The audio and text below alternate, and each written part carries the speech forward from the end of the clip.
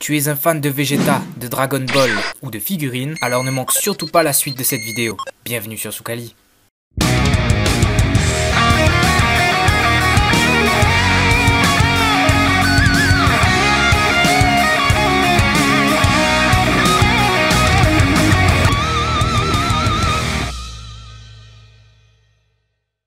Wopé, comment il est? Bienvenue dans le Soukali Review, c'est Damien et aujourd'hui je vais vous présenter cette magnifique figurine de Vegeta issue de la gamme des SH Figuarts proposée par Tamashii Nations et Bandai. Précisons qu'il s'agit de la version de Vegeta lors de son tout premier combat contre Kakaroto, c'est-à-dire Sangoku. Équipé de son armure de guerrier de l'espace, on l'appelle le plus souvent Vegeta Scooter. Je vais vous expliquer pourquoi, vous allez voir, c'est pas très compliqué à comprendre.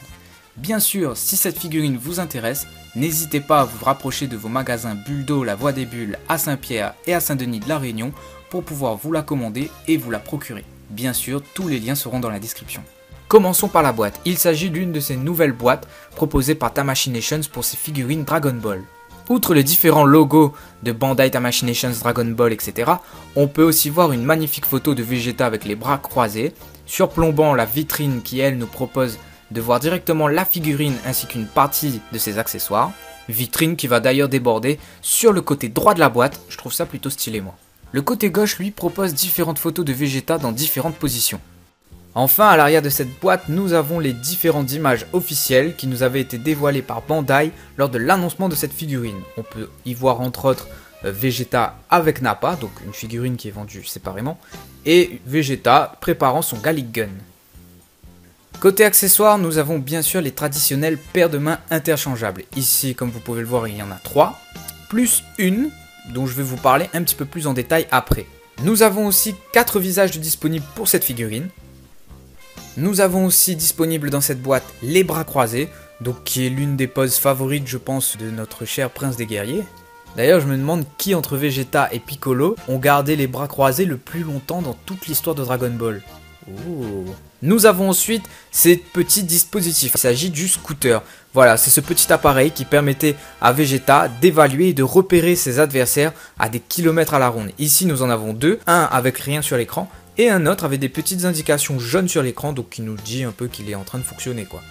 Dans la même lignée nous avons un accessoire assez spécial, il s'agit d'une main qui écrase le scooter, en référence à un passage de l'animé où Vegeta détruit son scooter tout simplement parce qu'il n'en a plus besoin, il sait ressentir la force de ses adversaires par lui-même, sauf qu'il le fait avec son pied dans l'animé. Ça aurait été pas très esthétique pour la figurine, malgré tout je regrette le manque de détails à ce niveau-là parce qu'on a un peu l'impression que la main est fusionnée avec l'appareil. Dommage. Cette petite erreur sera très vite rattrapée par cet accessoire, il s'agit de la queue de gorille de Vegeta. Alors là vous avez la version qui est déroulée, mais nous en avons une autre qui est faite pour être enroulée autour de la taille de Vegeta. Donc en tout ça nous fait 2, c'est très cool parce que ça nous donne plus d'options encore pour cette figurine.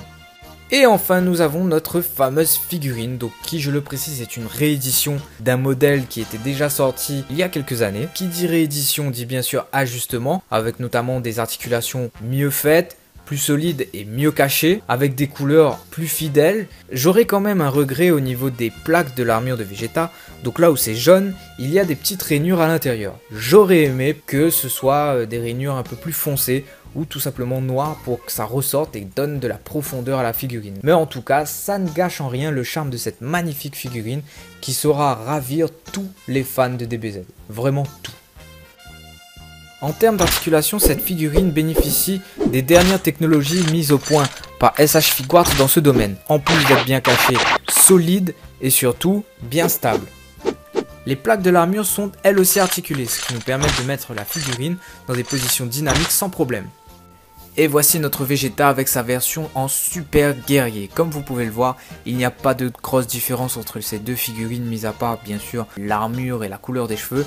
Mais mis à part cela, vous voyez bien qu'elles ont été faites dans le même moule et je pense que c'est la même chose pour Super Trunks. Pour ceux qui l'ont, n'hésitez pas à nous le dire. L'avantage ici, comme vous pouvez le voir, c'est qu'on pourra échanger les têtes et imaginer un Vegeta Scooter qui se serait transformé en super guerrier et qui aurait peut-être vaincu Freezer dans un monde alternatif. Bref, nous arrivons à la fin de cette review, merci de l'avoir suivi jusqu'au bout, j'espère que ça vous a plu, dites-le moi dans les commentaires.